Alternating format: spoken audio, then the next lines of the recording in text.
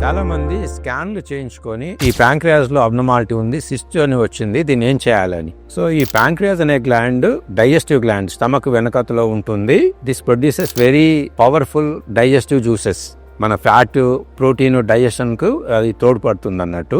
Pancreas లో cyst అనేది ఏంటంటే నీరు నిండిన చిన్న భాగం ప్యాంక్రియాస్ గ్లాండ్ లో. దీంట్లో 3 రకాల సిస్ట్లు ఉంటవి. నార్మల్ గా ఇలా స్కాన్ చేసినప్పుడు కనబడే సిస్ట్లను సింపుల్ ప్యాంక్రియాటిక్ సిస్ట్ అని అంటాము. వీళ్లకు ఒక్కొక్కసారి జెనెటిక్ పరంగా వచ్చే పాలిసిస్టిక్ కిడ్నీ డిసీజ్ అనే కండిషన్ లో లివర్ లో సిస్ట్లు, ప్యాంక్రియాస్ లో సిస్ట్లు, కిడ్నీలో సిస్ట్లు ఉంటాయి.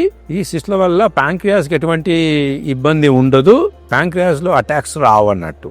దీంట్లో క్యాన్సర్ రిస్క్ ఉండదు.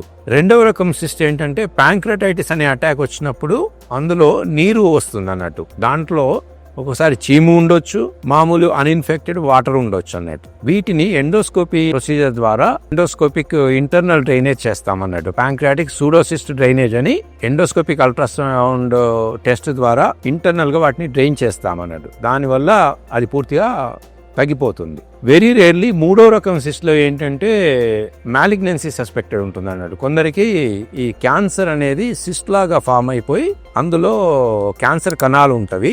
వాటిని ఎండోస్కోపిక్ అల్ట్రాసౌండ్ టెస్ట్ ద్వారా సిస్ట్ లో నుండి ద్రవం సేకరించి టెస్ట్ కు పంపుతాం. అది కనుక పాజిటివ్ వచ్చేది ఉంటే స్టేజింగ్ పెట్ స్కాన్ చేసేసిన తర్వాత వీరికి major surgery, pancreatic removal surgery అవసరం రావచ్చు. సిస్ట్ పొజిషన్ బట్టి డిజిటల్ ప్యాంక్రియాటెక్టమీ అంటే సగం ప్యాంక్రియాస్ ను రిసెక్ట్ చేయడం అన్న సర్జరీ అవసరం రావచ్చు.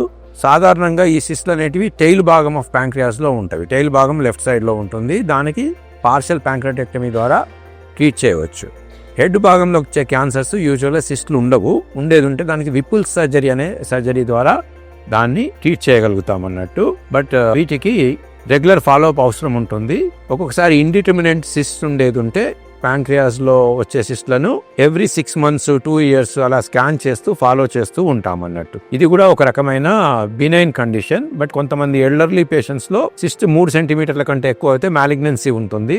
వారికి ఎలెక్టివ్ సర్జరీ అవసరం ఉంటుంది అన్నట్టు.